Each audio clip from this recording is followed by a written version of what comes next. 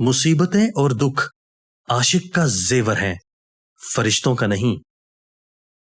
حقیقی عاشق وہی ہے جو اللہ تعالیٰ کو وحی کے بجائے براہ راست دیدار سے جاننے کا خواہش مند ہو۔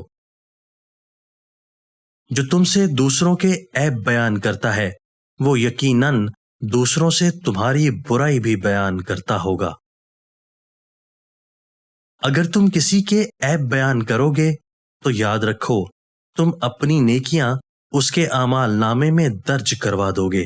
اے ابن آدم، یاد رکھ جب سے تیری ماں نے تجھے پیدا کیا ہے اس وقت سے تو اپنی عمر کم کر رہا ہے۔